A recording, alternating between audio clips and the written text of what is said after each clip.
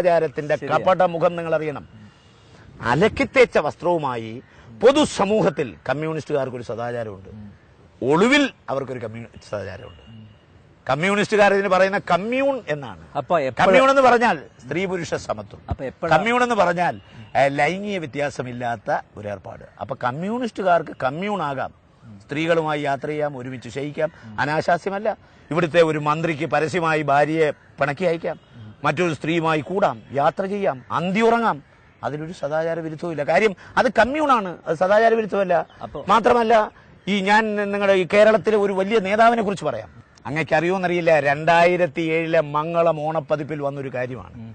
UNESCO award വാങ്ങിച്ചൊരു ചിത്രകാരനാണ് Paris Mohankumar. ആ മോഹൻകുമാറിനോട് ക്യൂബൻ ഇതിന്റെ ഒരു നേതാവുണ്ട്. ആ ക്യൂബൻ നേതാവ് അല്ലെങ്കിൽ ഇവിടുത്തെ ഒരു ഇടതുപക്ഷ ചിന്തകൻ അല്ലെങ്കിൽ ഇവിടുത്തെ ഒരു സാംസ്കാരിക പ്രവർത്തകൻ ചെന്നിട്ട് പറഞ്ഞു, ചെഗുവേരയുടെ ഒരു ചിത്രം വായിച്ചു. ക്യൂബൻ സോളിഡാരിറ്റി എന്നാണ് ആ സംഘടനയുടെ പേര്. അപ്പൊ ക്യൂബൻ സോളിഡാരിറ്റിക്ക് വേണ്ടി ചെഗുവേരയുടെ ഒരു ചിത്രം വരച്ചു കൊടുക്കാൻ ഈ മോഹൻകുമാറിനോട് പറഞ്ഞു പാരീസ്. അദ്ദേഹം വരച്ചു കൊടുത്തു. ആ ചിത്രം വിറ്റു, 5 ലക്ഷം രൂപ കിട്ടി. ആ 5 ലക്ഷം രൂപ കിട്ടിയ വിവരം അറിയിക്കാൻ മോഹൻകുമാറിന്റെ വീട്ടിൽ ചെല്ലുമ്പോൾ അവിടെ ഒരു ഫ്രഞ്ച് സ്ത്രീ ഇരിക്കുന്നു, അതീവ സുന്ദരി. അപ്പൊ ഈ ക്യൂബൻ സോളിഡാരിറ്റി നേതാവ്, ഇടതുപക്ഷ ചിന്തകൻ, സാംസ്കാരിക നായകൻ പച്ചയ്ക്ക് മോഹൻകുമാറിനോട് പറഞ്ഞു, എന്റെ ജീവിതത്തിൽ ഇന്ന് വരെ ഒരു വിദേശ വനിതയുമായി ഞാൻ കിടപ്പറ പങ്കിട്ടില്ല. ഇവരെ കണ്ടപ്പോൾ എനിക്ക് ആസക്തി വർദ്ധിച്ചു. അങ്ങ് ഇവരുമായി ഒരു കിടപ്പറ പങ്കിടാനുള്ള സൗകര്യം ഉണ്ടാക്കിത്തന്നെ. മോഹൻകുമാർ മംഗളത്തിൽ എഴുതിയ കാര്യമാണ്. മോഹൻകുമാർ പറഞ്ഞു, എനിക്ക് കൂട്ടിക്കൊടുക്കുന്ന പണിയില്ല, അങ്ങയ്ക്ക് ആ സ്ത്രീയുമായി സംസാരിക്കാം, അവർ വില്ലിങ് ആണെങ്കിൽ അവരെ വിളിച്ച് എവിടെങ്കിലും കൊണ്ടുപോയി അങ്ങയുടെ ആഗ്രഹം പൂർത്തീകരിക്കാം. പക്ഷെ ഈ വീട്ടിൽ നടക്കില്ല. ആ വർഷത്തെ ചിത്രരചനയ്ക്കുള്ള അവാർഡ് കിട്ടേണ്ടിയിരുന്നത് ഈ പാരീസ് മോഹൻകുമാറിനാണ്. അദ്ദേഹത്തിന് കൊടുത്തില്ല. പകരം ബംഗാൾ ആസ്ഥാനമാക്കി പ്രവർത്തിക്കുന്ന ഒരു മലയാളിക്ക് കൊടുത്തു.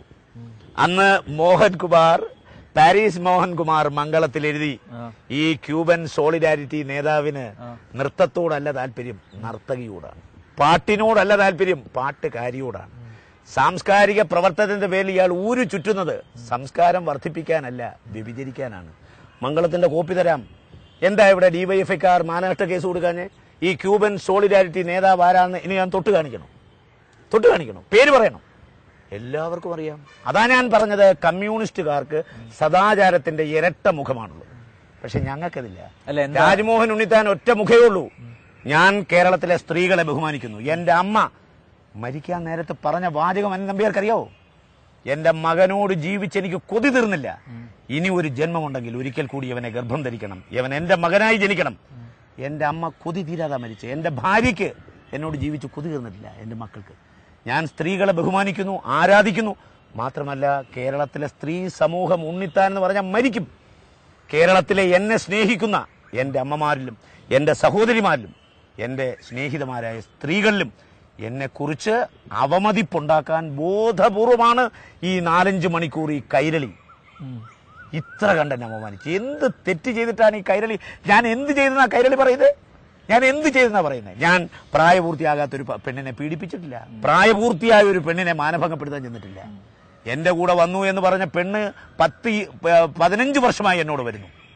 അതിന്റെ അമ്മയ്ക്ക് പരാതിയില്ല, അച്ഛന് പരാതിയില്ല, സഹോദരന് പരാതിയില്ല, കുട്ടിയുടെ അമ്മയ്ക്ക് ആ കുട്ടിക്ക് പരാതിയില്ല, എന്റെ ഭാര്യയ്ക്ക് പരാതിയില്ല. കാര്യം അവൾ ഒരു കൂടപ്പുറപ്പായിട്ട് കാണുന്നു. പക്ഷെ പരാതി കൈരളിക്കാണ്, പീപ്പിളിനാണ്, ഡിവൈഎഫ്ഐക്കാണ്, PDPക്കാണ്.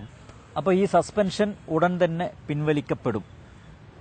സസ്പെൻഷൻ പിൻവലിക്കപ്പെടുമോ ഇല്ലയോ എന്നുള്ള ഞാനെങ്ങനെ പറയുന്നത്? കേരള പ്രദേശ് കോൺഗ്രസ് കമ്മിറ്റിയുടെ പ്രസിഡന്റ് ഒരു അന്വേഷണ കമ്മീഷനെ നിയമിച്ചിട്ടുണ്ട്. അവരന്വേഷണം നടത്തുന്നു.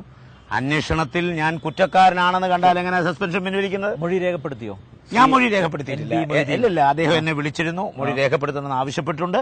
പക്ഷെ എനിക്കെതിരെ ഒരാൾക്ക് പോലും മൊഴി കൊടുക്കാൻ പറ്റില്ല. പറ്റണമെങ്കിൽ ഓണം വരണമെങ്കിൽ ഒരു മൂലം വേണം, ഒരു കാര്യം. രാജ്മോഹൻ ഉണ്ണിത്താനെതിരെ മൊഴി കൊടുക്കണമെങ്കിൽ ഒരു കാര്യം വേണം.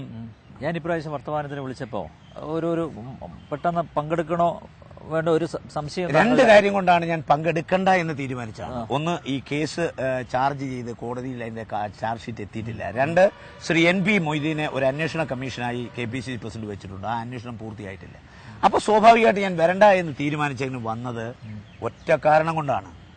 ഇനി ഈ കേരളത്തിൽ എന്റെ അനുഭവം ഒരു പൊതുപ്രവർത്തകനും ഉണ്ടാകാൻ പാടില്ല. മാനവും മര്യാദയുമായി ജീവിക്കുന്ന ഒരു പൊതുപ്രവർത്തനം ഉണ്ടാകാൻ പാടില്ല. അതുകൊണ്ടാണ് എന്റെ അനുഭവം ഞാൻ ജനങ്ങളെ അറിയിക്കാൻ വേണ്ടി മാത്രം വന്ന ഇല്ലേ ഞാൻ വരില്ല. കാരണം ഇത് ജനങ്ങൾ അറിയണം. കാരണം രാജ്മോഹൻ ഉണ്ണിത്താൻ എന്തോ അപരാധം ചെയ്തെന്നാ കൈരളി പറയുന്നത്. പീപ്പിൾ പറയും എന്താ അപരാധം എന്ന് ചോദിച്ചപ്പോൾ ഉള്ളി തൊലിച്ചാന്നാ പറയുന്നത്. കേരള പോലീസ് എന്നെയും ആ പെൺകുട്ടിയും കൊണ്ടുപോയി വൈദ്യ പരിശോധന നടത്തി. വൈദ്യ പരിശോധനയുടെ സർട്ടിഫിക്കറ്റ് വാങ്ങിച്ച് കൈരളി ചാനൽ പഠിക്കാൻ പറ. എന്നിട്ട് അനാശാസ്യത്തിന്റെ നിർവചനം കണ്ടുപിടിക്കാൻ പറ. അല്ലാതെ മാനവും മര്യാദയായിട്ട് ജീവിക്കുന്ന ആളുകളെ അപമാനിക്കുന്നതല്ല ഒരു ചാനലിന്റെ തൊഴിൽ. എന്തായാലും വളരെയധികം നന്ദി. 2010 തകർക്കട്ടെ. തീർച്ചയായിട്ടും ഒരു ഇഞ്ച് രാജ്മോഹൻ ഉണ്ണിത്താൻ പുറകോട്ട് പോവില്ല. പൂർവാധികം ശക്തിയായി. എന്റെ ജാതകത്തിൽ ഒരു ചെറിയ കുഴപ്പമുണ്ട്. ഏണിയും പാമ്പുവാ. 98 വരും, പാമ്പിന്റെ വാ ഇറങ്ങി 3 വരും. വീണ്ടും കയറും 75, പാമ്പിന്റെ വാ ഇറങ്ങി വരും. അപ്പൊ ഇറങ്ങി വരുമ്പോ ആളുകൾ വിചാരിച്ചു തീർന്നു. വീണ്ടും കയറും. അടുത്തത് 98 100 ഫിനിഷിംഗ് പോയിന്റ്. 2010 ഞാൻ ഫിനിഷ് ചെയ്തിരിക്കും. ഓക്കെ, അപ്പം താങ്ക് യു.